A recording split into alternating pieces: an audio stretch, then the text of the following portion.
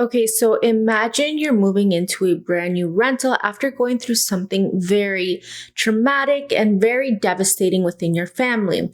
You're hoping for a brand new start. You really just want a clean slate and a beautiful future with all of your children. Except it turns out to be anything but that.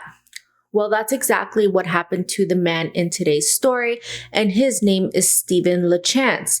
The day he moved into his new home actually ended up being the beginning of his worst nightmare. However, there is a twist in this story.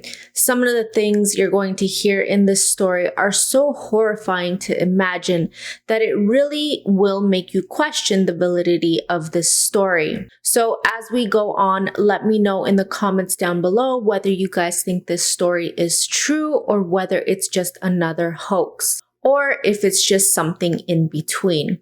Let me know. All right, guys, let's get into today's story.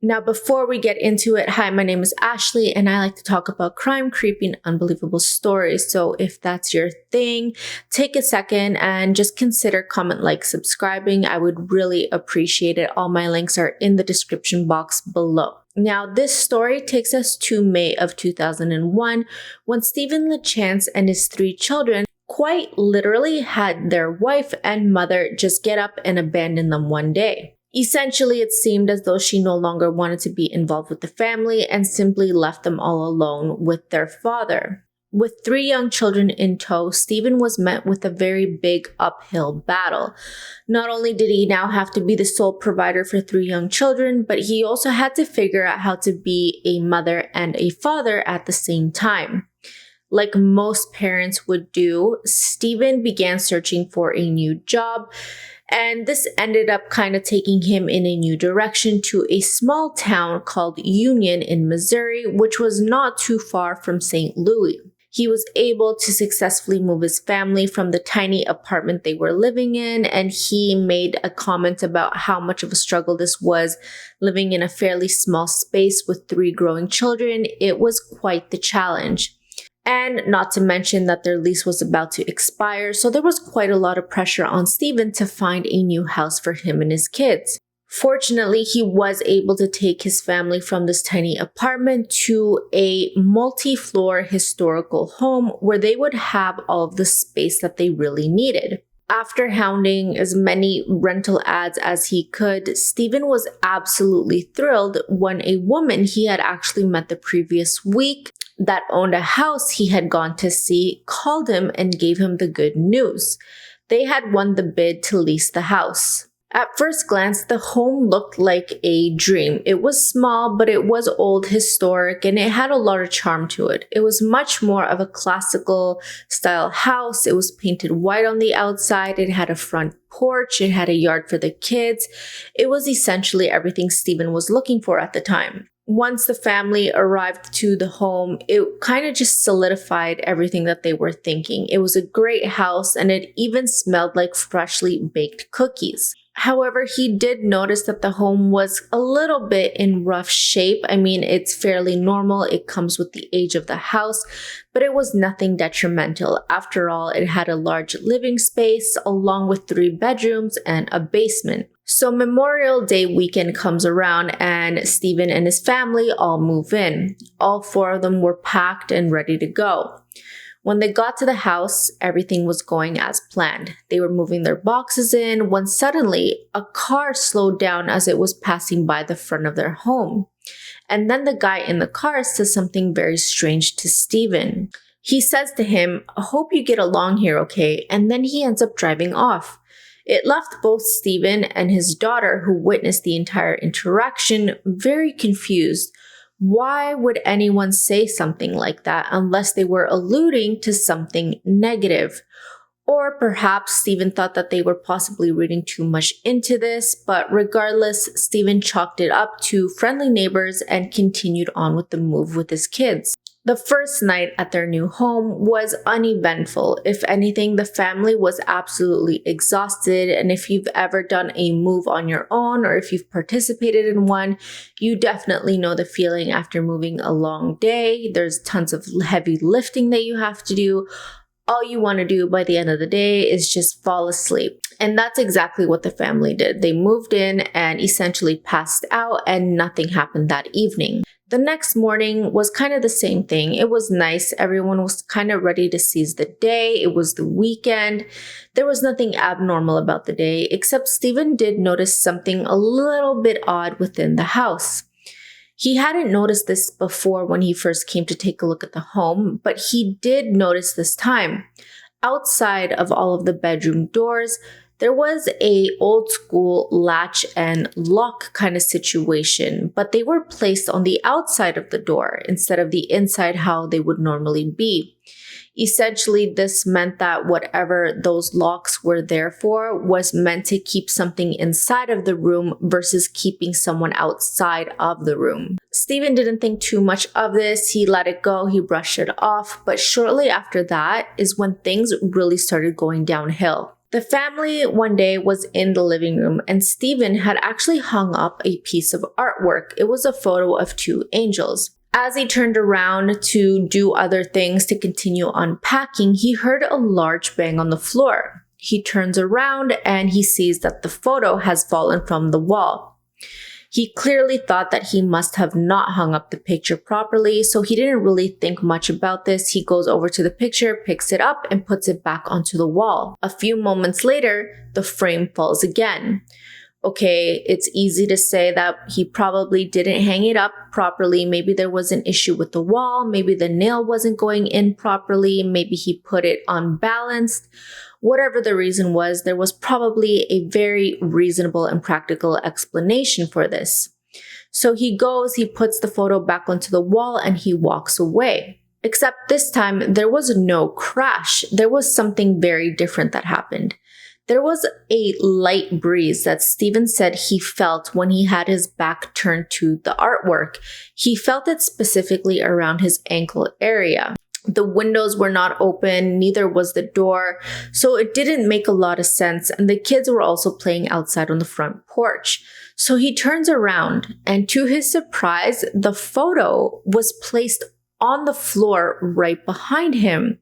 Something or someone had purposely removed the frame from the wall and placed it right next to his feet without making a single sound. I don't know about you guys, but in this instance, my heart would have absolutely dropped. There's just very little room for an explanation on this sort of thing. I definitely would have had goosebumps or chills down my spine. I probably would have left the house at this point. But Stephen had a very different reaction. He brushed it off and simply took the photo and hung it back up, and even said, "Stay there," in a jokingly manner before turning around and started doing other things. Shortly after that, his daughter called him out to the front porch because she said that she wanted to show him something. She had noticed very strange behavior within all the passing people that were going by their house. People would be walking down the same street as their house, but as soon as they got to the edge of their home, they would purposely cross the street over to the opposing sidewalk in order to not walk past their house. Stephen also witnessed this happen when an older gentleman did so and even ignored Stephen's hello as he walked by the house. Again, Stephen brushed it off and figured that this guy probably just didn't like talking to strangers, or that maybe he just wasn't a friendly neighbor. When Sunday rolled around, the family was looking forward to another day of quality time together. They had all gone to church that morning, and when the family returned home, they were planning on doing some yard work and raking up some leaves, which Stephen found to be quite odd. If you remember, this story takes place towards the end of May. So basically, this means that you're ending the near of spring. It's going to be summer very soon. But Stephen said that the trees on his property were shedding and turning color like the leaves do during the fall. As they were about to get started, Stephen asked his youngest son to go back into the house, into the basement, and to go get the garden hose.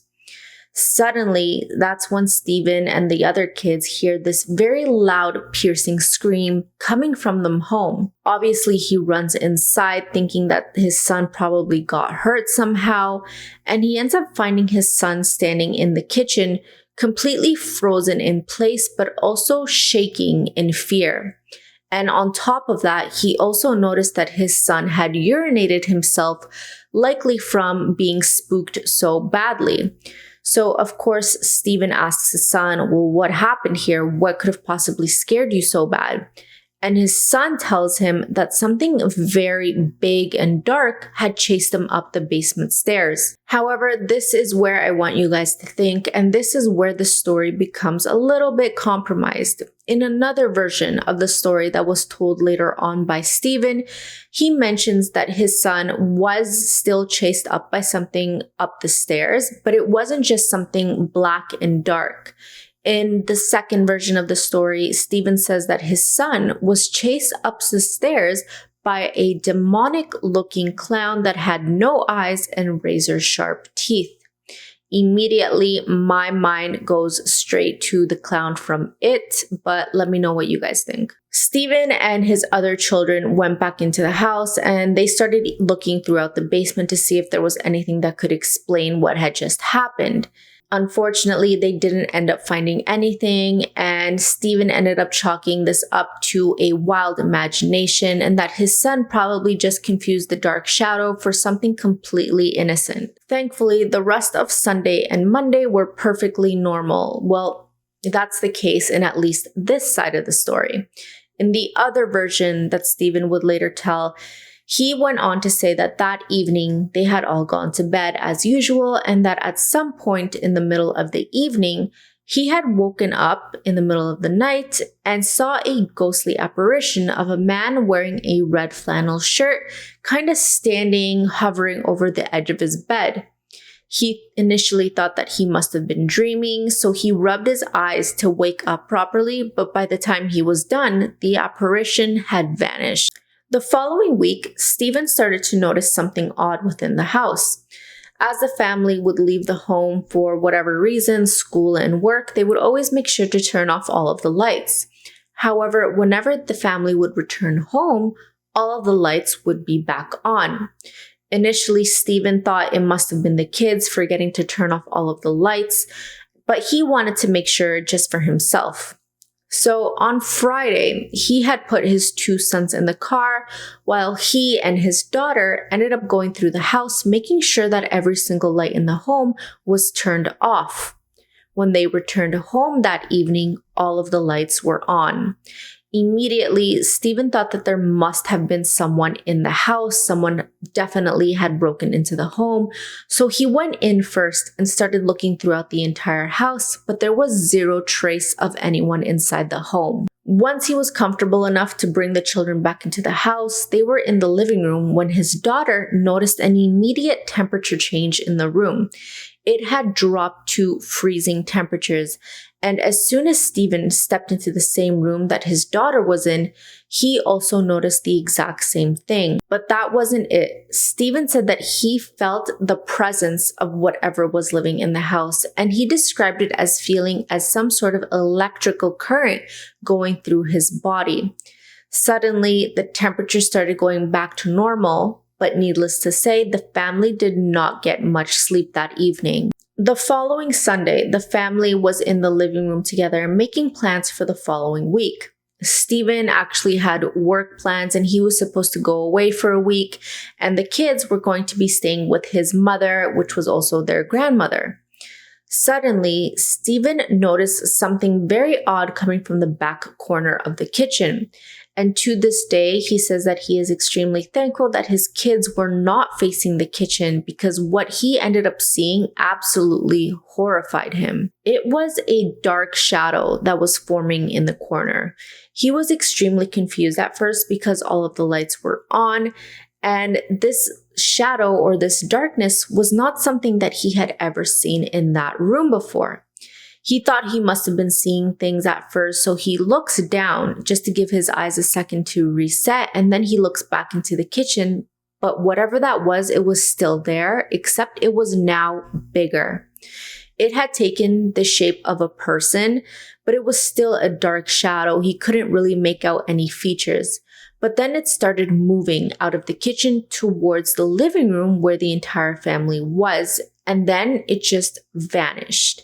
The entire thing to him felt like it took hours, but in reality, it had only taken seconds. Of course, like any parent would do, Stephen did not want to scare his children, so he suggested that they all go grab a treat and then go see their grandmother in order for them to get them out of the house as quickly as possible.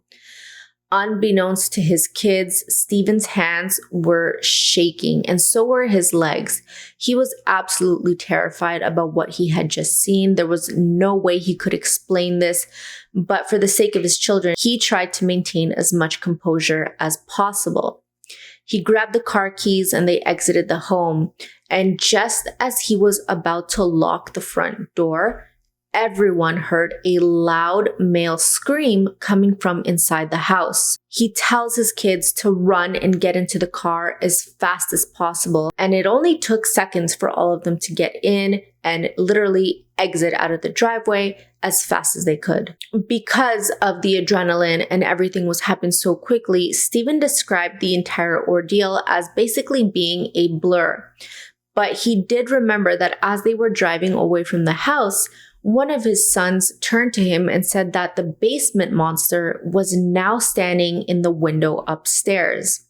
So Stephen manages to gather the courage and looks in the rear view mirror at the house. And that's where he sees this big black mass going from window to window, pacing throughout the house, almost as if he were looking for the family. As you can imagine, they were too terrified to go back to that house, and for that evening at least, they ended up spending the night at Stephen's parents' home. Thankfully, that coming week, Stephen had plans to go out of town, so it gave him and his kids a break from the house.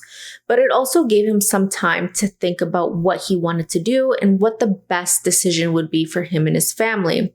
His main concern, though, was that he had spent all of his money on this move and paying the upfront fees for the house rental. So essentially, this meant that he didn't have enough money to make another move. In a last-ditch attempt to seek help, Stephen actually ended up contacting dozens of paranormal investigators and even the Warrens, but apparently no one ended up replying to him. Throughout his week away, though, Stephen did do a lot of thinking, and he came to the conclusion that him and his family would need to return back to the house, and by Friday night, they were all back at their home. That weekend, Stephen spent some time looking around the house, including a shed that was in the yard. He had seen it previously, except he had never taken the time to go look through it. When he managed to get it open, it was filled with tons of personal belongings that seemed to belong to two different people. Not really knowing what to make of it, he decided to give his landlady a call and ask her some questions about the home. As rationally as he could, because he really didn't want her to think that he was going crazy, he asked her if any previous tenants had ever mentioned anything about a ghost. To which she replied that she did not remember. However, as the conversation progressed, she ended up telling him a different story about a woman who was living there before him, and that she had mentioned that the ghost of her father had come to visit her before. She also said that the things in the shed actually belonged to that woman in particular, but she just had never come back to get them. She also mentioned that a few of the things in the shed also belonged to a man who once lived in the house, but he too hadn't come back to get his things. At the end of the conversation, though, none of it really did much to reassure Stephen at all, so he was kind of left where he had started. Monday evening came around and Stephen had given his mother a phone call. They were chatting while the kids were playing in his bedroom, which was on the main floor. Suddenly, Stephen starts to hear a strange sound that he figured out was the doors of the bedrooms rattling. He knew it must have been the kids. They were probably just getting really rowdy, so he yells at them and tells them to stop making so much noise while he was on the phone. However, it didn't stop. It just ended up getting worse, which ended up making Stephen really frustrated, and this entire time he was still on the phone with his mother. So again, he yells at the kids to stop, but in the middle of it, his daughter interrupts him and tells him that her two brothers had fallen asleep and that she was just sitting there quietly reading her book. And then chaos broke loose. The temperature in the room suddenly dropped again to freezing. He then felt the electrical current in his body, and the room was engulfed in this awful smell. All the while, he was still on the phone with his mother. He yells at his mom to get help and to get to the house ASAP because they are leaving. But then suddenly, this deafening scream came from the house. He had absolutely no idea where it was coming from. It was almost as if the house itself was screaming. He ended up describing it as being this deep, guttural male voice. The walls started shaking, and something large and unseen was heard running on the upper floor, and it was making its way towards the stairs. His daughter started screaming, followed by another unidentified scream.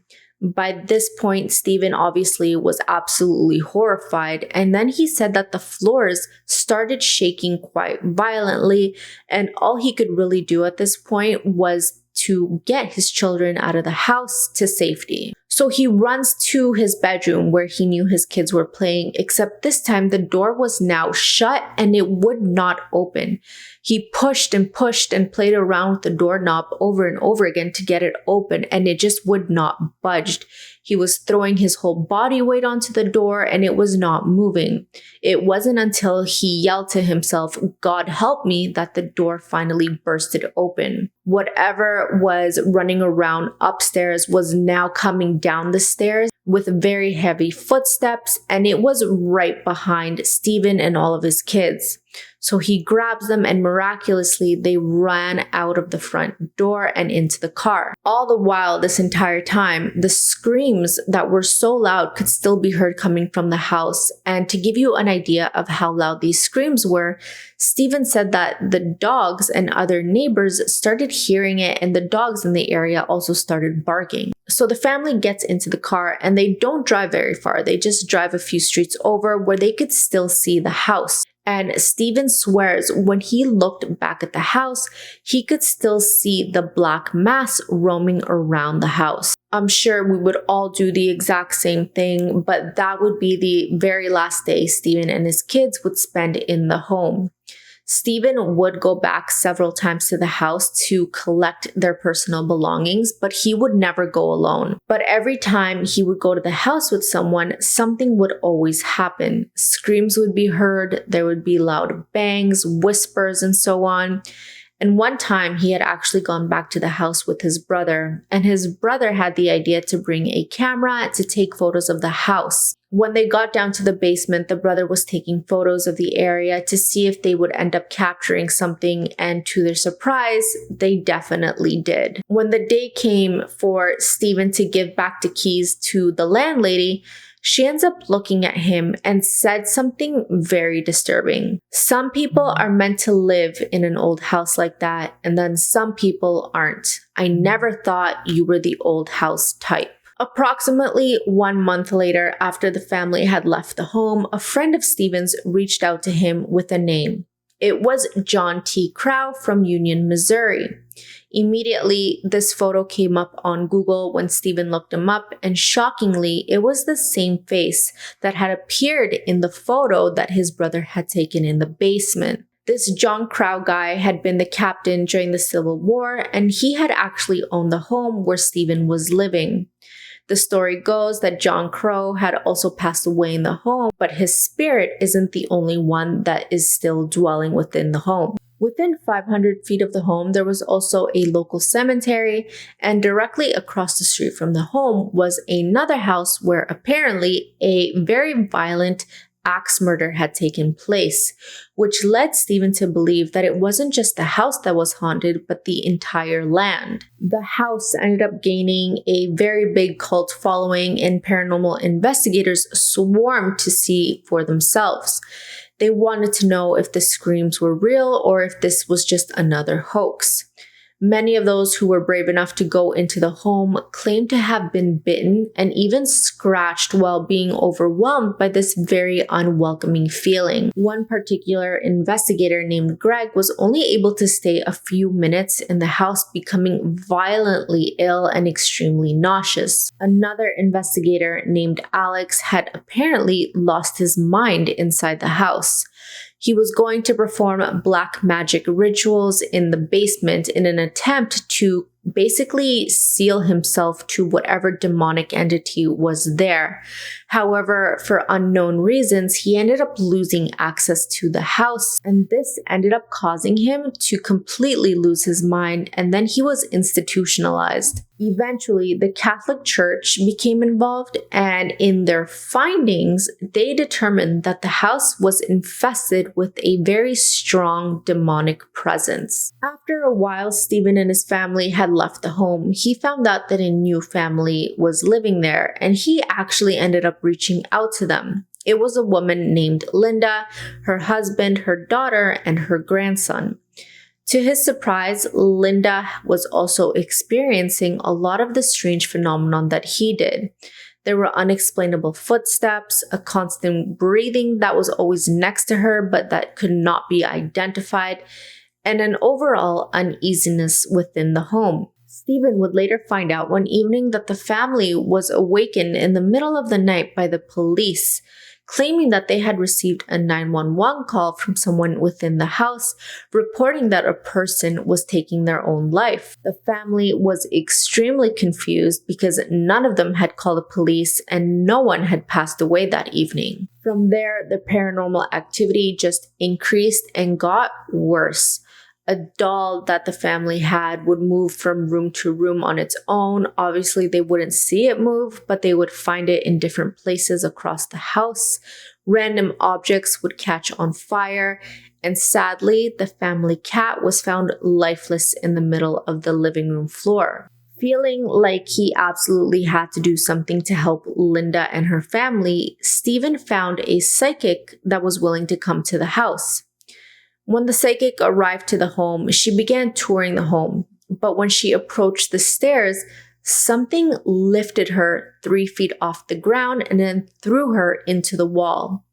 Needless to say, she ran out of the house. She was mortified about what had just happened to her, but before she left, she told Linda that the house was quote-unquote thoroughly haunted and that the basement was acting as some sort of gateway to hell, allowing evil entities to access their home as they pleased. She urged Linda to move out of the house as soon as possible, but Linda was in the exact same situation that Stephen once was. She had used all of her money to move into the home and was basically out of options at this point. So as she was forced to continue living in the house, things just got worse.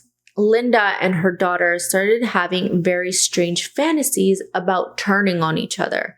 It was so bad that each of the women had to basically lock themselves inside of their bedrooms so they wouldn't hurt each other in the middle of the night. Linda also claimed to have been attacked multiple times in the middle of the night by a dark entity that ended up leaving her with bite marks and scratches. Then one night, Linda suddenly snapped. She had tried to take the life of her very own husband, and soon after that, she ended up being institutionalized. And from that night, her family was essentially forced to move out of the house for good. After that, all we really knew about the house were bits and pieces of information. It was said that the house became a dog kennel after all of the investigations, but when you look it up on Google, and I'll put the address here on the screen if you guys want to look up the house, you can see that it has some sort of for sale sign on it, and it doesn't appear to be being used. And after the entire ordeal was over, Stephen ended up writing a book on his experience called The Uninvited, where he goes into a lot more detail about the horrifying experience that him and his family went through.